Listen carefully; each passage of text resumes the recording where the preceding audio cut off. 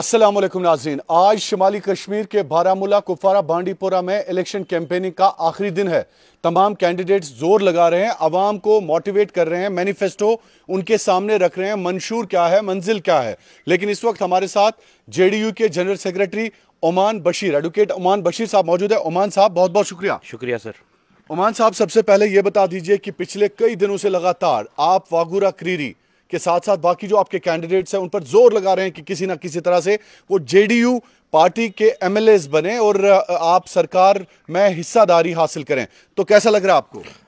तो इस टाइम पे जो कैंपेनिंग हो रही है बहुत इंटेंस हो रही है। Actually last day of campaigning है, तो हम डोर टू डोर भी जा रहे हैं। हम यूनियन मिनिस्टर्स को हमने यहाँ पे बुलाया, 3 दिन कंटिन्यूसली यहाँ पे यूनियन मिनिस्टर्स आए। हमने उनके सामने अपना ये रख दिया कि केसीसी लोन्स वेव ऑफ हो जाए, डेली वेजेस को परमानेंट किया जाए ऑन इंस्टेंटली। जो हमने रखा है, जो इंस्टेंटली हमने उनको प्रपोजल भी दिया है और हम वो पार्लियामेंट में भी डलवाएंगे और मिनिस्ट्री के पास ऑलरेडी गया हुआ है। तो ये चीज़ें हम इस टाइम पे हम ये, क्योंकि लोगों का जब हजूम होता है तो उनसे आप ये देख सकते हैं कि प्रॉब्लम क्या है लोगों की, उनको उनसे पूछ सकते हैं। तो ये एक अच्छा टाइम है पूछने का। तो हम मिनिस्टर्स को लोगों के बीच में ले जा रहे हैं कि आप जी पूछो इनसे, ये किस दौर से गुजर रहे हैं, इनके साथ क्या क्या प्रॉब्लम्स है। तो बहुत हद तक हम उसमें कामयाब हो गए हैं। आज MOS minister of states for tourism आ रहे हैं, उनको हम ट्रांसफॉर ले जा रहे हैं, वहाँ के लोगों से बात कराएंगे, घोड़े वाले हैं उनसे बात कराएंगे, बाकी जो भी स्टेक होल्डर्स है मिनिस्ट्री ऑफ टूरिज़्म के, उनसे बात कराएंगे। और ये भी कहेंगे कि आप हमें क्रीरी, पुतखा और पुंछ, क्रीरी टू पुंछ और पुतखा टू पुंछ रोड कनेक्टिविटी दे दे, ताकि हमारा ये टूरिज़्म एक रोड बन जाए, यहाँ के लोगों के लिए एवेन्यू बन जाए और हमारा मार्केट एक एस्टेब्लिश हो जाए। तो ये जो है इनके साथ डिमांड इस टाइम चल रही है और इंशाल्लाह we will be successful in getting all this projects done from the central government. तो ओमान साहब, जिस तरह से यूनियन मिनिस्टर्स को आपने लाया, जेडीयू के यूनियन मिनिस्टर्स, आप सेंटर में सरकार का एक अहम हिस्सा हैं, तो आपको लगता है कि आपकी वजह से यहाँ पे लोगों को राहत मिल सकती है अगर आप की लीडरशिप या आप चूंकि एक ओहदे पर हैं, अगर आप काम करना शुरू करें? देखिए हमारे टोटल 4 कैंडिडेट्स हैं, but JDU decided that they will send the union ministers to campaign for them. So there is interest in Kashmir province and Jammu division for them. तो ये इंटरेस्ट का एक ये है, ये उनके एक मैसेज है हम तक कि we are interested in you, we will deal with your problems. Otherwise union minister को यहाँ क्यों आना है? Why he should campaign in a state where he has just 4 candidates to contest on? But still वो यहाँ तक आए, still उन्होंने यहाँ पे लोगों की सुनी, अपने प्रपोजल साथ लिए, मेमोरेंडम साथ लिए। इवन उन्होंने ये बोला कि you pass the resolutions what is the need of the people and put in front of us. हम कर लेंगे, हमें कोई प्रॉब्लम नहीं है। लेकिन हमें यहाँ पे जेडीयू के हाथ भी मजबूत करने हैं आज अपने वोट से, और इंशाल्लाह लोग उस चीज़ के लिए तैयार भी हैं। और अपील भी हम करते हैं लोगों से कि वो एक चीज़, आप उनका वोट दीजिए। हम प्रॉमिस करते हैं हम दिल्ली को यहाँ लाएंगे। हम यहाँ से दिल्ली जाने के लिए इलेक्शन नहीं लड़ रहे हैं। अच्छा, दिल्ली को यहाँ लाएंगे? हम दिल्ली को, जो हमारे मिनिस्टर्स हैं वो कंटिन्यूसली यहाँ विजिट करेंगे, वो कंटिन्यूसली लोगों की सुनेंगे और कंटिन्यूसली लोगों की प्रॉब्लम्स का सोल्यूशन देंगे हमें, because it's their duty. They are not only ministers of particular state, they are ministers of India जो यहाँ पे आ रहे हैं। और ये एक जगह है जहाँ पे उनको, जहाँ लोगों को उनकी ज़रूरत है, और हम दिल्ली को यहाँ ला के रहेंगे। और ये जो इलेक्शन लड़ रहे हैं दिल्ली जाने के लिए, हमें उसकी ज़रूरत नहीं है, हम ऑलरेडी वहाँ पे पावर में है। अच्छा, तो ये बड़ी बात है कि आप पावर में हैं, दिल्ली में हैं आप। तो ओमान साहब, जिस तरह से जेडीयू के सरबराह जो शाहीन साहब हैं, वो भी दिन रात मेहनत करते हैं, आप भी उनके साथ मेहनत करते हैं, तो कैसा फील कर रहे हैं इन इलेक्शंस के हवाले से? बहुत बड़ा एक्सपीरियंस है उनके साथ चलने का। He has a 40 years career in one political party where every Delhi में जो भी लीडरान है वो उनको एक्नॉलेज करते हैं। कल जब आपको मीरवाइज साहब से बात करनी थी, बाकी लीडरान से बात करनी, बिलाल लोन साहब से बात करनी, तो कोई उनको नहीं मिला, लेकिन एक शाहीन साहब पे उन्होंने भरोसा किया कि he can sit with them and talk with them. तो उस हस्ती के साथ लिटरली काम करने में मुझे बहुत बड़ा एक्सपीरियंस हासिल हो रहा है। एंड आई थिंक लिटरली अब मुझे लग रहा है कि पॉलिटिक्स एक्चुअली में है क्या, इट्स अ ब्रॉडर कंसेप्ट। ये सिर्फ इलेक्टोरल कंसेप्ट नहीं है, इसमें जो पॉलिटिकल कंसेप्ट और इसमें जो वेलफेयर का कंसेप्ट है वो अब मुझे समझ आ रहा है असल में है क्या। क्योंकि उनके पास जितने केसेस आते हैं दिन में स्टूडेंट बेल्टिंग के, और जितने वो भेजते हैं रिवोक करने के लिए, yes 100% every day this has become the common process in on table now. हर दिन आते हैं, हर दिन ऐसा होता है कि he is with somebody else, और वो कभी डीजीपी साहब को, कभी डीआईजी साहब को, कभी एसएसपी साहब को, कभी ऊपर से कभी नीचे से, चाहते हैं कि ये सब रिवोक हो जाए, एक नए कश्मीर में उनका एक पार्ट बनता है, उनको रिहेबिलिटेट होने का एक मौका ज़रूर देना चाहिए। तो मेरे ख्याल से वो उस लॉबी के लिए बहुत ज़्यादा काम कर रहे हैं इस टाइम पे। तो आपकी कैंडिडेट रेहाना शाह है जो शाहीन साहब की अहलिया भी हैं, तो कैसा लग रहा है आपको, क्या क्या चैलेंज आपको कंस्टिट्यूंसी में वागुरा करेरी में?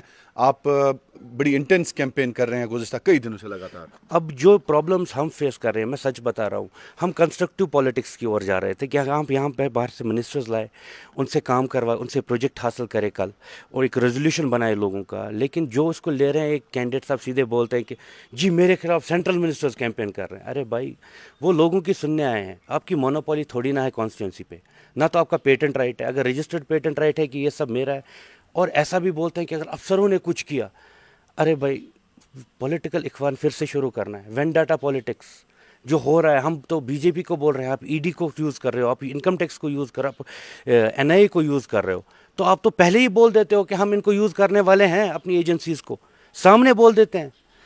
ये तक बोल देते हैं कि कल हमें पावर में आने दो, डीआईजी साहब को देखूंगा, ब्रिगेडियर साहब को देखूंगा। किसकी बात कर रहे हैं? मैं तो सीधी बात, जिसने बोला होगा तो उनको पता है मैंने क्या बोला है। मैं इसको देखूंगा, उसको देखूंगा, सीधी बात। पॉलिटिकल इख्वान स्टार्ट कर लिया है, एक नई पॉलिटिकल इख्वान। भूखे हैं, पता है भूखे हैं, 7 साल 8 साल से अनएम्प्लॉयड है, पता है हमें ये बात भी। लेकिन एटलीस्ट कंस्ट्रक्टिव पॉलिटिक्स। डर लग रहा है कि मजाक ले रहे हैं? मैं मजाक, देखो मजाक ही ले रहा हूँ, डर तो किसी का नहीं है। उतनी भी अभी बात नहीं हुई। ठीक है, हम इस फैमिली ने, इस गांव ने चीफ मिनिस्टर्स आते हुए देखे हैं, यहाँ इसने यूनियन मिनिस्टर्स आते हुए बहुत पहले से देखे हैं, आज पहली बार नहीं आ रहे हैं। ठीक है, तो इस घर में बहुत पहले से आ रहे हैं चीफ मिनिस्टर्स। मुफ्ती साहब भी आए हैं, धमकियों से आप नहीं डरते हैं? उमर साहब भी आए हैं, खाना खा के गए हैं।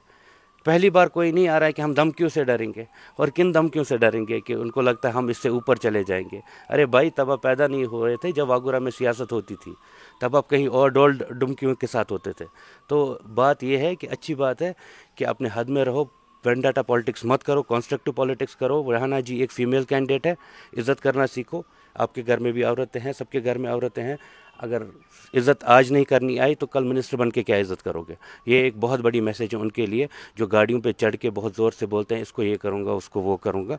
ये कोई मजाक नहीं है। कोई ऑफिसर अगर है, वो बेचारा पढ़ लिख के आया है, वो कहीं से डोल डमकी बजा के नहीं आया है, वो कहीं से लोगों से कुछ मांग के नहीं आया है बेचारा, वो अपनी ड्यूटी कर रहा है। आर्मी इज़ एन इंस्टीट्यूट, उस पर भी दाग। आर्मी एक इंस्टीट्यूट है, that's one of the prime institutes which is apolitical in nature. They just deal with the security of the state. उस पे भी नहीं जी ब्रिगेडियर साहब ये करेंगे तो मैं ये करूँगा। अरे यार, ब्रिगेडियर साहब को इलेक्शन के साथ है क्या? उसका अपना सिक्योरिटी कंसर्न है जो वो कर रहा है। और आज एक बंदा दिखाओ जिसके साथ टच हुआ है। मेरे ख्याल से this is the first free and fair election that I am witnessing in JNK। तो ऐसी चीज़ें सही नहीं, अदरवाइज नहीं होते थे। अदरवाइज क्या होता था कि एक इन्फ्लुएंस रहता था फ्रॉम एजेंसीज, बहुत सारी चीज़ें होती थी। बट आज आपको इंटरफेरेंस नहीं? आज मुझे एटलीस्ट इंस्टीट्यूशनल वायलेशंस नहीं लगी। अच्छा, नहीं लग रही? आज इंस्टीट्यूशनल वायलेशंस नहीं है, कोई इंस्टीट्यूट इंटरफेयर नहीं कर रहा है, सब कुछ ठीक है, बिल्कुल आज़ादाना, बिल्कुल आज़ादाना तौर पे। बिल्कुल, मैं बताता हूँ कि किसी को नहीं, even union minister landed here, he came here, किसी एक बच्चे से कुछ नहीं किया गया। Nobody, there were only 3 security personnels here. जिसको भी आना था फोटो उठा के ले गया। इस टाइम सोशल मीडिया पे पूरा वायरल है। अब हम KCC की बात कर रहे हैं, बीच में लड़के आके घुस रहे हैं तो उसके साथ फ़ोटो उठा रहे हैं।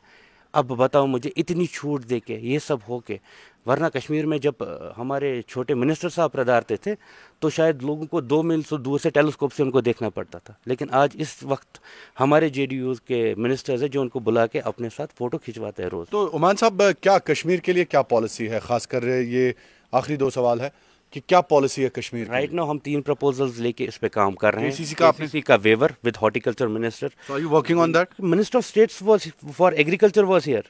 For 1 day, for 2 days he was here. हमें उसके साथ जितना भी टाइम मिला हमने सिर्फ यही। तो आपको नहीं लग रहा ये बड़ी बात है जम्मू कश्मीर के लिए, खासकर कश्मीर? पहले भी जनता दल गवर्नमेंट ने भी 50,000 किए थे और आज भी करेगी। अच्छा, आज भी करेगी, वर्ड ले लो मेरा। मुझे नहीं पता पार्शल करेगी, इंटरेस्ट वेव ऑफ करेगी, लेकिन वेवर होगा। तो ये तो कश्मीर के लिए एक बहुत बड़ी राहत है। ये 100% होगा। मिनिस्टर ऑफ एग्रीकल्चर थे यहाँ पे, इस कॉन्स्टिट्यूंसी में आए थे, फल फूल देख के गए हैं, फल काट के भी गए हैं, बागों में गए हैं। हाँ, वो तो वायरल नहीं थे, बागों में गए हैं। हम बागों में ले गए उनको कि एप्पल के प्रोड्यूसर के साथ, फार्मर के साथ, ग्रोअर के साथ क्या प्रॉब्लम है। और यही नहीं, पेस्टिसाइड पे रेगुलेट भी करवाएंगे प्राइसेस। अच्छा, हाँ, एक लिमिट होगी, उससे ऊपर उनके प्राइसेस नहीं जा सकते। जी। तो अमान साहब लास्ट पे ये बता दीजिए कि आप की रेहाना जी जेडीयू का कैंडिडेट, उनका सिंबल क्या है और पहली मशीन दूसरी मशीन लोगों को क्या पैगाम देना चाहेंगे? कल इलेक्शन है, कल इलेक्शन है, 6 नंबर का बटन है, एरो हमारा निशान है, तीर तीर हमारा तो किस निशान पे मारना है ये? हाँ सब पे मारेंगे, सब पे मारेंगे और इंशाल्लाह जीत के ही जाएंगे। और लोगों से अपील है यही कि तुम तीर आजमाओ हम जिगर आजमाए हैं। नहीं, जिगर तो यहाँ पे है नहीं किसी के पास भाई, क्योंकि 8 साल पे जितनी इन्होंने पॉलिटिकल रोटेशंस की है, कुछ पॉलिटिशियंस ने स्टार्ट जहाँ पे किया रोटेट करके वहीं पे पहुँचे क्लॉकवाइज, और शायद इलेक्शन के बाद एंटी क्लॉकवाइज फिर से वहाँ की ओर जा रहे हैं। तो एंटी डिफेक्शन लॉ लग रहा है। नहीं वो तो इन्होंने इंडिपेंडेंट फॉर्म भरे हैं भाई। अच्छा इन पे तो एप्लीकेबल नहीं है, एप्लीकेबल तो हम जैसों पे है। नहीं बिल्कुल, जो जमात के साथ है। इन्होंने तो पूरा इंडिपेंडेंट भर दिया है अपना सिस्टम, कोई पॉलिटिकल पार्टी नहीं है, कोई रेशो एप्लीकेबल नहीं है डिफेक्शन करने पे, एक बंदा भी कर सकता है, 10 भी कर सकते हैं। जी जी। सो इन्होंने बहुत अच्छी पॉलिसी बनाई है इस बार, और पीडीपी को भी अपने साथ लेके चल रहे हैं। तो ये तीर किसका शिकार कर रहा है इस बार? इस बार इंशाल्लाह सबका शिकार करके हम जीत जाएंगे। अच्छा इंशाल्लाह। तो क्या पैगाम है लास्ट पे 30 सेकंड में? हम यही एक पैगाम देना चाहते हैं, जो हम कर रहे हैं हमें उसमें सपोर्ट दो। हम एक एक ग्रोवर से विनती कर रहे हैं, एक एक इंसान से कॉन्स्टिट्यूंसी से विनती करते हैं, एक एक डेली वेजेस से कर रहे हैं।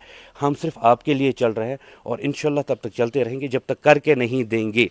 ये वादा है, डेली वेजेस की भी स्कीम भी आने वाली है, हम अभी नहीं बोल सकते, but this is our proposal to the government. बहुत कुछ है, बहुत कुछ आने वाला है। हम 100% अब हम चुप करके नहीं बैठने वाले हैं। We are the part of the government, we have 7 ministries, at least whatever is possible in those 7 ministries we will deliver that. चलिए, thank you so much, thank you so much. Uman Bashir साहब बात कर रहे थे, मारूफ और मुमताज़ वकील हैं और इन्होंने जेडीयू के हवाले से अपनी पॉलिसी वाज़िया कर दी। कहा कि 7 मिनिस्ट्रीज हैं हमारे पास, बदलाव आएगा, इनकलाब आएगा, केसीसी माफ होगा। इनके मुताबिक बहुत कोशिश कर रहे हैं ये, खासकर जम्मू कश्मीर के लोगों को राहत पहुंचाने के हवाले से। बहुत बहुत शुक्रिया।